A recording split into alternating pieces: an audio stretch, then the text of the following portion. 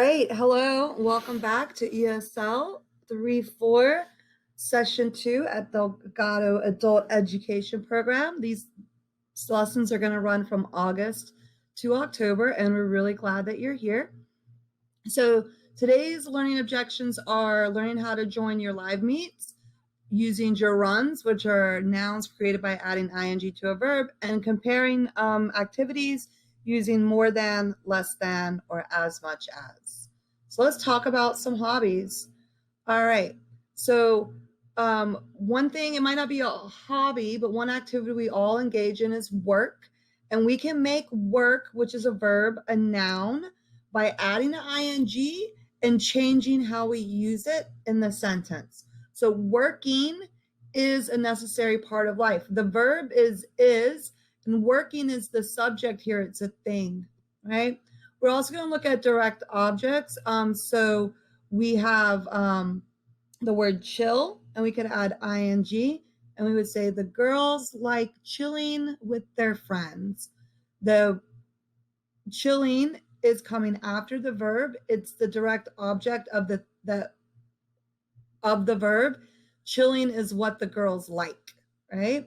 And then other thing we're going to talk about, but not in much detail, is other ways that you can use gerunds. And a lot of times that's when they end the sentence. And there's a couple different ways that this works.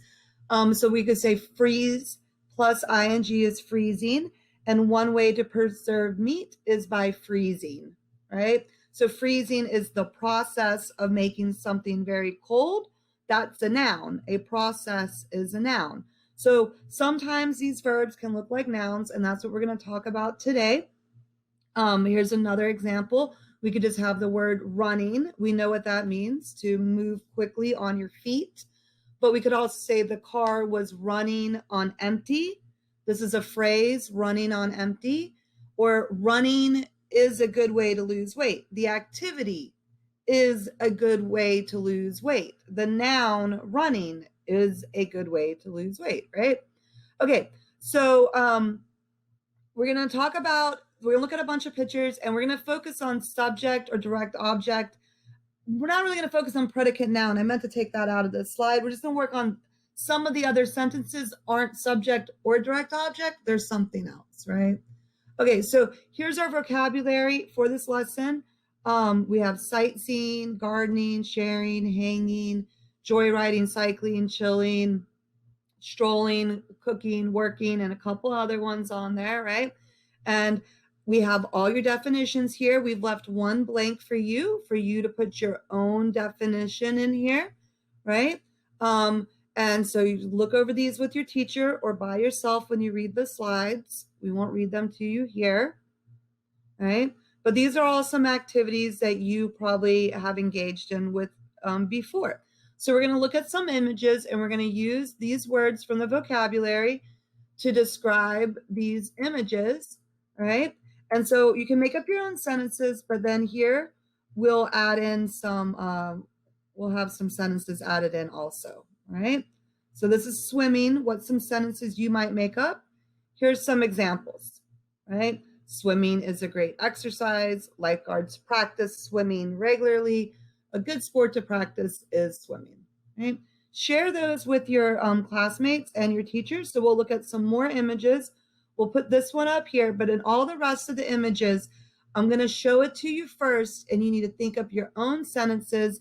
And if you're in the slides, when you click the button, the sentences will come up. When we go through the video, we're not going to take the time to really look at all of these answers. We're just going to flash through these really, really quick, give you a little brief view, and then we'll take intermission break, and we'll come back with some more information, right? So I'm not giving you time to read these sentences on purpose. You'll have to look at your slides to have the time to read them, but try to think of your own sentences. All right, here we go. We have some dancing, chopping wood, fishing, strolling in the mall, strolling, freezing, and also frying, pruning, gardening, trimming, hanging out with friends, chilling, sitting, eating, even. Many words in this one. What about here?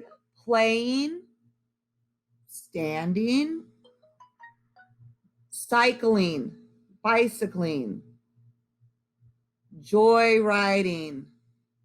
Joyriding. I love a good joyride. And sharing.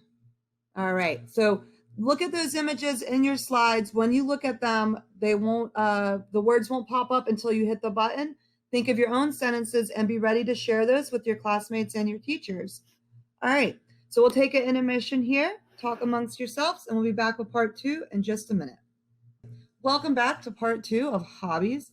So we're going to look at how can verbs act as nouns, and we're going to look at some activities, and we'll say, are they a part of your life?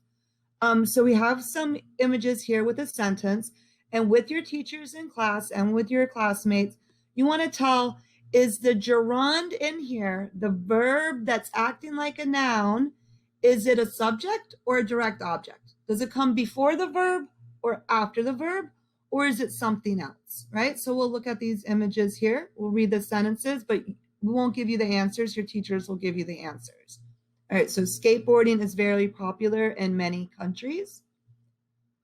When I get home, I am going to do a little gardening. Having listened to her piano playing, I am convinced that she will win the competition. That's a complicated sentence. Playing is essential for children. I want to do some sightseeing before we leave town. Okay, all of these sentences with the images have gerunds in them. Most of them come from your vocabulary list. They are verbs that are acting like nouns. They end in ing. And you want to say, do they come before the verb or after the verb of the sentence? Because that tells me if it's acting in the subject or if it's being a direct object. And that just can help us understand some of the rules of English as we move on. Okay, the last thing we want to talk about very quickly, and you'll do most of this with your teacher, is just comparisons. So we have more than, less than, or as much as. So 3 is more than 2, and 1 is less than 2, and 2 is as much as 2. We agree, right? That's simple. Okay, the next thing that we're going to do, or your teacher's going to do with you, and we'll wrap up for the day, is we're going to look at some more images, some clip art images, and we're going to use those in comparative sentences. So we'll just say, I like one thing more or less than I like another thing, or I'll just describe one thing compared to another thing. So chilling is less stressful than working, right? Less than with our adjective in the middle there. I like gardening more than I like skateboarding. Jill enjoys sightseeing more than her husband does.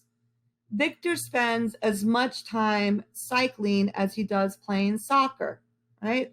Oh, no, we're not presenting. There we go. Okay, so these are just some example sentences to show you. We have a bunch of images here, right? And so you can attribute the words to them yourself. And here there's just some basic sentence frames. But like we have here, you can make them more complicated to describe your thoughts if you need to, right? So we have this basic sentence frames here though.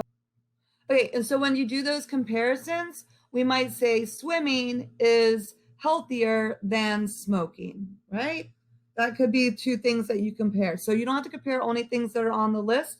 Use any of your vocabulary that you have. This is just to help you in some conversations. So I hope just to help you in some conversations with your classmates as you have some ideas what to talk about in class. I hope you enjoy your first day back in class. We're glad to have you here, and we will see you next time. And I really hope you enjoy your conversation. Goodbye, everybody.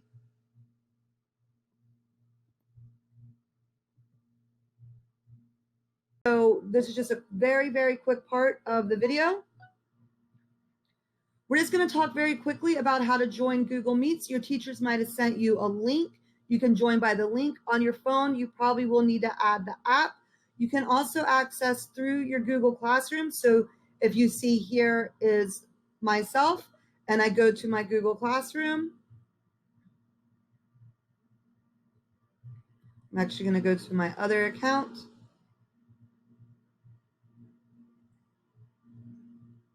When I'm in my Google Classroom, I go to classwork, and where it says join the live meets, there should be a time and a link for you. You click on the link and it'll take you to the meeting. Before you start, it will say, hey, do you want to be in this room you're in? I'm in my back shed room. I don't want to be here. So what I'm going to do, I don't want people to see that I'm here. I'm going to turn off my camera, right? So turn off my camera. Now I'm going to join. I'm in the class. No one can see me. If I want them to see me, I can turn it back on. Don't have class in your shed unless you want to be like me. Or maybe you do want to have it in your shed. It's okay. All right, we'll see you all in your live meets. Have a great day. Bye-bye.